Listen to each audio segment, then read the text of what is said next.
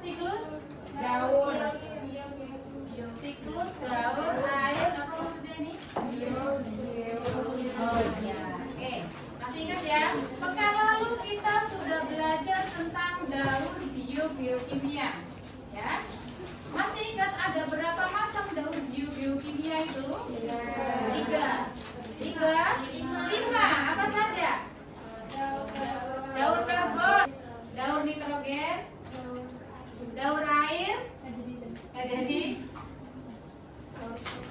daur fosfor, sama daur sulfur. Ada yang bisa mengulas sebenarnya daur biokimia itu tentang apa sih? Pengertiannya? Ada yang masih ingat? Coba dibuka catatannya. Pengertian dari daur biokimia. Oke, Aira silakan. Rangkaian perubahan bentuk unsur-unsur kimia yang melibatkan komponen biotik dan abiotik. Rangkaian perubahan unsur-unsur kimia Yang melibatkan komponen biotik dan abiotik. yang melibatkan komponen biotik dan abiotik. Betul apa salah? Betul. Oke, tepuk tangan buat Aira. Oke. Kalau daur nitrogen kemarin menggunakan unsur apa yang penting di alam? Nitrogen. N kan ya? Nah, nitrogen di alam itu dalam bentuk nitrogen bebas berupa gas. Ya kan ya? Nah, kalau sudah masuk ke dalam tubuh makhluk hidup, nitrogen itu digunakan untuk apa? Membentuk protein. Jadi awalnya nitrogen bebas di alam di udara, ketika nanti diambil oleh makhluk hidup digunakan untuk membentuk protein. Dipakai untuk proses apa? Ya pertumbuhan dan perkembangan. Itulah yang disebut perubahan unsur-unsur kimia dalam daur biokimia. Hari ini kita akan melanjutkan materi kita, tidak lagi berkaitan dengan daur biokimia. Mungkin nanti di akhir kita akan sedikit latihan, ya. Namun di awal ini kita akan membahas tentang materi baru. Nah, kita lihat dulu ya, coba kalian perhatikan gambar yang ada di sini. Judulnya adalah isu lingkungan. Perhatikan gambar ini gambar yang pertama. Kalau kalian amati gambar ini, kira-kira ada di mana? Sungai. Sama seperti di sungai depan sekolah kita. Ya kan ya? Ini tumbuhan apa ya kira-kira ya? Eceng gondok. Oke. Gambar yang kedua. Kira-kira ini di mana? Di mana ini? Sungai? Sungai atau danau ini kelihatannya seperti luas gitu ya. Kira-kira di mana ini? Ini termasuk ekosistem perairan kan? Ada di laut. Ya. Kira-kira ini apa ya, Raya? Minyak? Ini warnanya apa? Hijau. Ini warnanya apa? Ini merah-merah ke orange gitu ya. Kira-kira kalau di lautan ada warna hijau seperti ini, kira-kira mereka siapa ya? Limba? Plankton? Apa? Ini lautan ya. Lautan itu harusnya kalau kita melihat ya, lautan kalau secara normalnya ya, itu kan harusnya dia bersih gitu kan ya. Tidak ada warna seperti ini harusnya ya, kan gitu. Tapi kok bisa di sini ada alga yang sangat banyak sekali? Berarti kan ada sesuatu yang menyebabkan hal ini terjadi. Ya kan ya? Oke. Ada gambar yang ketiga. Nah, ini apa ini? Ikan. Di perairan juga kan? Oke. Ini gambar apa berarti hijau-hijau? Ini kebanyakan makan maca ya ini ya. Ini apa ini warna hijau? Alga juga. Iya, ini alga. Terus ini ikannya kondisinya apa? Mati. Nah, sekarang pertanyaannya, apa yang kalian pikirkan tentang gambar-gambar di atas tadi? Silakan angkat tangan. Yang kalian pikirkan. Oke, silakan Salma. Terjadi hal yang tidak seharusnya. kalau misalkan kalian diminta untuk membuat pertanyaan apa yang kalian sampaikan ketika melihat gambar-gambar di atas tadi? Kenapa kok bisa terjadi hal-hal aneh tersebut? Ada pertanyaan lain? Silakan, yang bertanya pokoknya yang aktif nanti dapat nilai plus. Silakan Anggun. Kenapa bisa terjadi penumpukan alga? Oke, kita keep pertanyaan dari Anggun. Ada yang bisa menjawab? Kenapa bisa terjadi penumpukan alga? Dan kalau kalian perhatikan, kenapa di sini ada ikan yang bisa mati juga? Iya kan? Kira-kira kenapa? Aira, ada ketidakseimbangan. ada ketidakseimbangan ekosistem. Oke, bisa. Ini ketidakseimbangan ekosistem itu karena apa kira-kira? Tahu nggak penyebabnya apa? Hah? Beda-beda. Banyak. Sebentar, kita clearkan dulu ya. Apa hubungannya ini dengan materi kita yang sudah kita pelajari sebelumnya? Ini ekosistem perairan ya. Baik di danau, di laut, semuanya perairan. Alga di dalam suatu ekosistem berperan sebagai apa dia? Produsen. Ikan berperan sebagai apa? Konsumen. Sekarang logikanya gini, seharusnya kalau ada produsen yang melimpah, konsumen bisa hidup lebih banyak kan harusnya. Tapi kenapa kok ini kebalikannya? Berarti konsumennya sedikit. Sehingga dia harusnya gini, Mbak. Jadi gini, ini kan alganya banyak, produsen kan banyak, ya kan? Harusnya konsumen kalau produsen banyak, berarti ketersediaan makanan buat konsumen itu kan banyak juga. Tapi kenapa ini konsumen kok malah mati? Harganya beracun. Alganya menutupi permukaan air, terus airnya ikannya nggak bisa kena matahari. Ini bisa jadi, ya. Nah, namun apakah jawaban dari Jasmine ini benar atau salah? Nah, kita akan menjawab ya, kita akan menjawab pertanyaan kalian tadi lewat eksplorasi secara mandiri. Silakan semuanya dibuka laptopnya masing-masing. Yang pertama kali harus kalian lakukan itu adalah kalian lihat video ini terlebih dahulu untuk memahami apa itu eutrofikasi. It's a fundamental marriage whether you live near the ocean or not. That's because it begins with Ada yang bisa menjelaskan isi video tadi? Aira, silakan Kak. Itu kayaknya sama kayak jawabannya Jasmine. Jadi kayak alga-alganya itu nutupnya permukaannya laut, Ya. sehingga matahari nggak bisa masuk gitu. Terus apa ya? Alga-alganya itu merubah oksigennya jadi karbon dioksida gitu. Terus karena itu kalau misalnya ikannya nggak cepet-cepet pergi, nanti mereka bisa nggak sehat terus mati. Karena kekurangan oksigen. Oke. Mudah nggak penjelasan dari Aira? Sedikit ada pencerahan ya. Tepuk tangan buat Aira lagi. Betul sekali yang disampaikan oleh Aira berkaitan dengan eutrofikasi.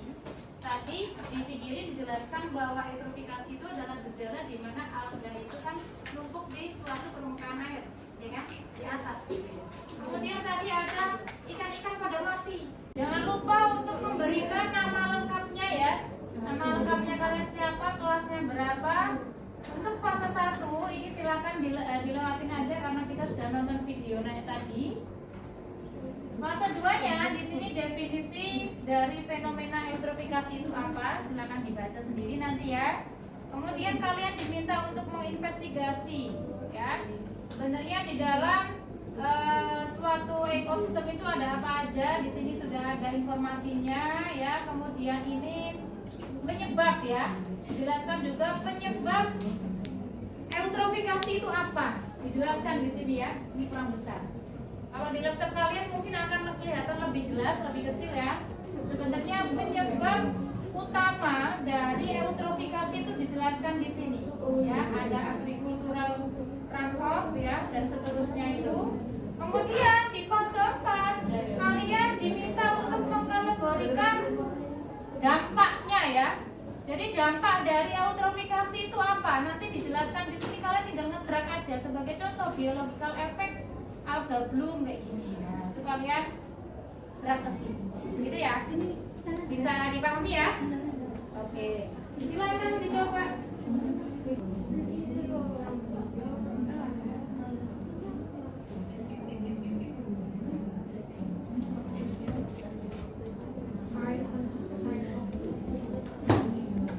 Apakah sudah selesai?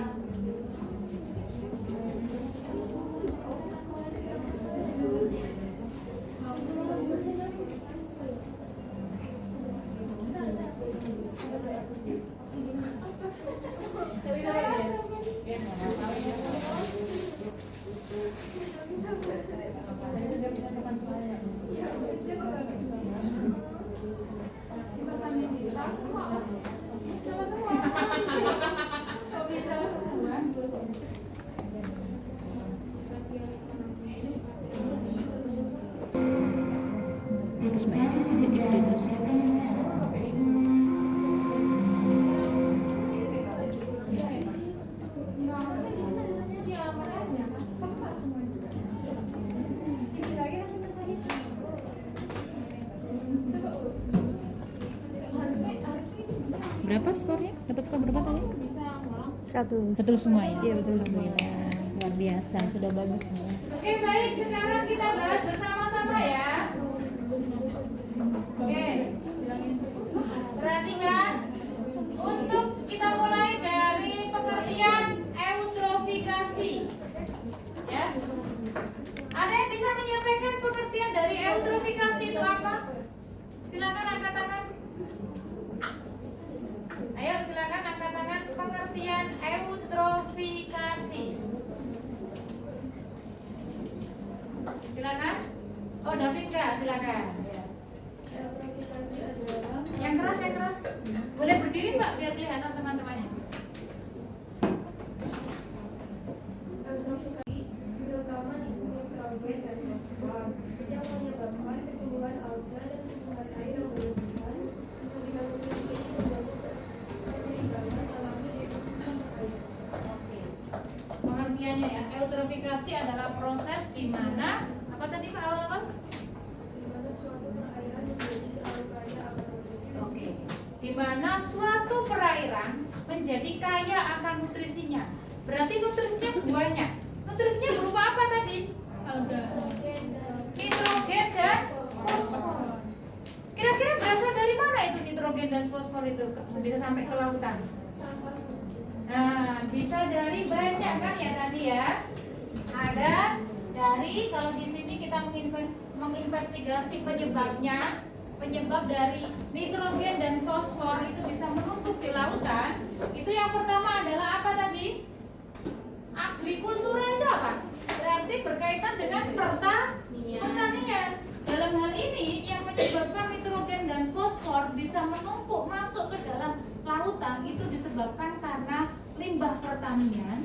Biasanya para petani itu kan suka memupuk tanamannya kan dari pupuk kimia gitu kan ya, seperti contoh yang mengandung nitrogen dan fosfor. Setelah itu pupuk kimia itu ketika musim hujan ternyata habis pupuk, ternyata turun hujan. Akhirnya pupuknya belum sampai keserap oleh tanaman, diserap oleh akar tanaman, sudah ke bawah air, banjir. Dan banjir biasanya muaranya kemana? Ke laut. Yang pertama mungkin ke sungai, ya kan ya?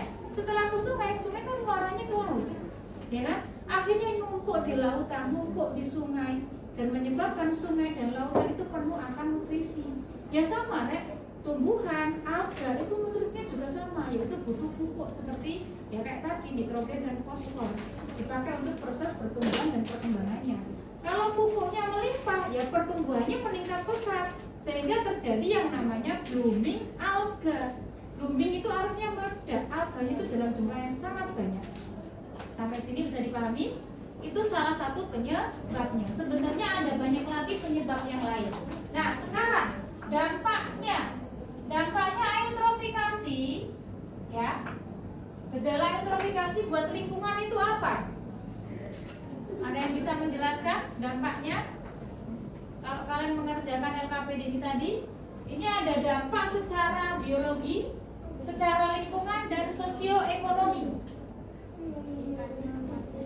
Ikannya mati. Ikan mati itu berarti dampak apa, Rek? Dampak biologi karena kehidupan ikan. Ya kan ya? Terus ada dampak apa lagi? Kenapa kok ikannya bisa mati? Karena dia kekurangan tadi apa? Oksigen. Ketika alga itu banyak menutupi perairan, maka tumbuhan-tumbuhan air di dalamnya atau bahkan hewan-hewan di dalam air itu nggak bisa kena cahaya matahari kan? Padahal plankton, fitoplankton itu juga butuh fotosintesis, butuh cahaya matahari, dan fitoplankton itu kan sebagai produsen utama di dalam lautan, ya kan? Kalau misalkan dia tidak bisa berfotosintesis, maka akan menyebabkan konsumennya si fitoplankton ini nggak bisa tumbuh dengan pesat juga karena kekurangan makanan. Karena fitoplanktonnya rendah jumlahnya. Selain itu, ketika tadi dijelaskan juga di video, ketika tadi ada banyak sekali alga di atas itu menyebabkan banyak sekali atau hewan-hewan dan tumbuhan air itu mati. Kemudian ketika diuraikan oleh bakteri di dasar lautan menyebabkan, kalau penguraian kan jelas menghasilkan karbon kan, menghasilkan CO2 kan, sehingga ketika ada hewan-hewan yang mendekati bangkai-bangkai dari ikan atau tumbuhan di dasar lautan itu menyebabkan mereka kemasukan banyak CO2.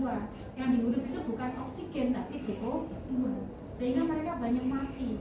Inilah yang disebut eutrofiasi, kerusakan lingkungan yang sangat nyata di sekitar kita. Sampai sini bisa dipahami? Oke, bisa ya. Nah, selanjutnya karena sudah selesai, di sini ada kuis. Tadi sudah mengerjakan ya kuisnya ya. Nah, nanti tinggal disubmit aja. Nanti akan ada tambahan nilai buat kalian yang mengerjakan kuisnya ya. Kalau misalkan belum selesai bisa dituntaskan, ya bisa dicoba-coba ulang. Kita sudah selesai membahas tentang eutrofikasi. Nah, sedikit latihan soal. Nah, ini ada nitrogen cycle worksheet ya. Silakan kalian klik. Ini adalah latihan soal untuk mengingat pemahaman kita terkait dengan siklus nitrogen. Ini juga ada hubungannya dengan eutrofikasi. Karena gejala eutrofikasi tadi penyebab utamanya adalah melimpahnya nutrisi nitrogen di lautan, ya kan? Silakan kalian buka aja. Di sini saya sediakan dalam bentuk live worksheet. Nah, seperti ini. Jangan lupa nanti tulis nama kalian dan kelas, nanti saya bisa memantau kalian nilainya berapa. Sampai sini bisa dipahami? Oke. Langsung saja, jangan lupa nanti dibaca juga ini informasinya. Apa yang terjadi pada siklus nitrogen?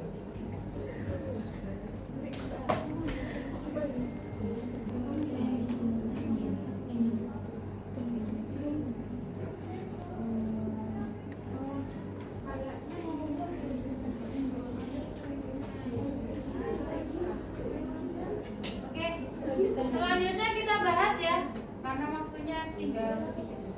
Dari gambar ini, kira-kira bagian atas ini apa ya jawabannya?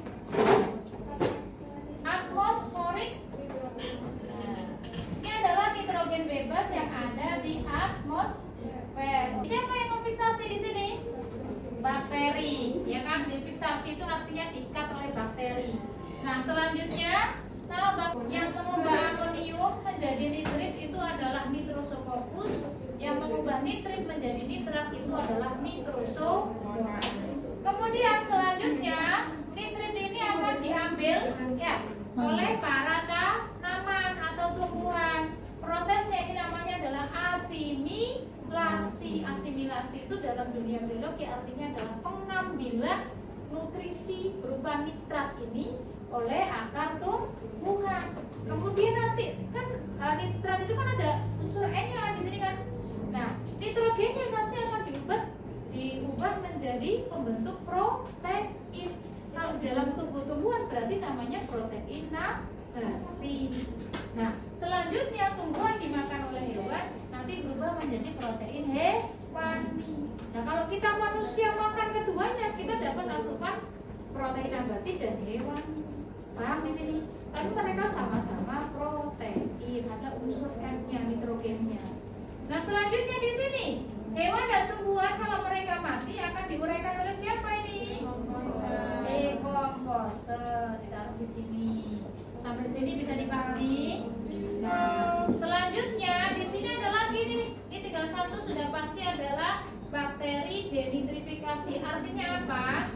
Denitrifikasi itu adalah pengubahan nitrat ya menjadi nitrogen bebas, dan ini juga dilakukan oleh kelompok bakteri. Di sini ya ada bakteri, gambar bakteri. Nah terus nanti nitrogennya masuk ke mana? Kalau nitrat diuraikan lagi menjadi nitrogen bebas oleh bakteri, maka nitrogennya kembali lagi ke atmosfer. Sampai sini bisa dipahami, Ren? Selanjutnya di sini kita diminta untuk memasangkan. Selanjutnya apa yang terjadi ketika tahapan asimilasi? Ada yang ke depan untuk menarik garisnya. Asimilasi.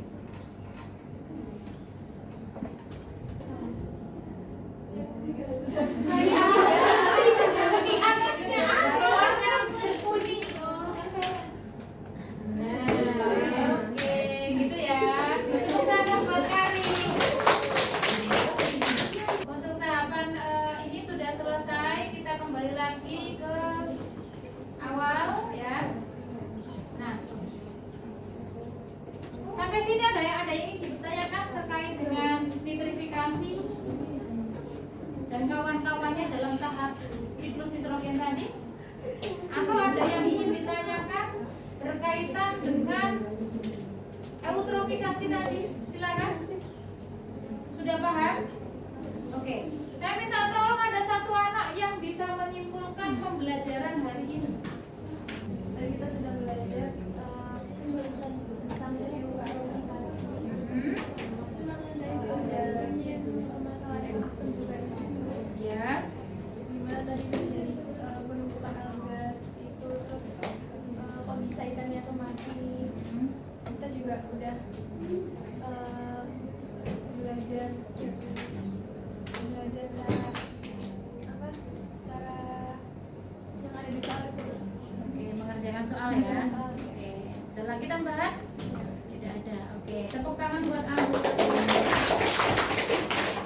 Baik ya. Selanjutnya perhatikan. Di sini ada refleksi. Nah, silakan dijawab singkat aja meskipun pertanyaannya di sini berkaitan dengan bagaimana. Silakan kalian dijawab agak singkat. Silakan kalian klik, nanti kalian bisa menjawab konsep apa yang baru kamu pelajari terkait dengan ekosistem hari ini. Diketik aja Mbak, silakan. Konsep baru apa yang kalian pelajari tentang ekosistem yang sudah kita pelajari hari ini? Boleh Salma menjawab, silakan. Tentang eutrofikasi. Apa tadi pengertian dari eutrofikasi? Eutrofikasi itu proses di mana cairan lebih yang membuat pertumbuhan alga terus sehingga mengganggu ekosistem perairan. Oke, pertumbuhan alga yang meledak sehingga mengganggu ekosistem perairan. Oke. Baik, pertanyaan kedua, bagian mana dari pembelajaran hari ini yang menurut kalian itu menarik dan challenging? Silakan Nada. Menurut kamu yang bagian mana Nada? Menurut saya bagian yang menarik itu sebenarnya alga itu kan menjadi salah satu sumber makan ikan. Tapi kalau misalnya terlalu banyak itu justru menjadi sebuah bencana yang karena justru bisa mengakibatkan ikan itu yang sebenarnya bisa membantu ikan hidup malah membuat ikan mati. Yang harusnya produsen itu ketika melimpah jumlahnya kan konsumen jadi enak ya gitu ya, tapi ternyata tidak ya, malah ada yang mati seperti itu. Oke, tepuk tangan buat Nanda dan Salma tadi. Oke, selanjutnya apa yang harus kita lakukan sebagai, karena kalian sebagai pelajar ya, sebagai pelajar di sekolah dan sebagai masyarakat di lingkungan rumah, agar bisa menjaga keseimbangan ekosistem biar tidak terjadi eutrofikasi seperti tadi. Silakan, ada yang mau menjawab? Davinka, silakan Davinka. Apa? Mengedukasi masyarakat? Memberitahu apa aja hal-hal yang dapat yang mungkin Oke, karena sebagai sebagai pelajar dan masyarakat bisa melakukan edukasi ya, gitu kan ya, memberitahu kepada masyarakat sekitar apa saja hal-hal yang bisa menyebabkan sungai atau ekosistem perairan itu mengalami kerusakan. Oke, baik ya, tepuk tangan buat teman-teman. Kita akhiri pembelajaran hari ini dengan mengucapkan alhamdulillah.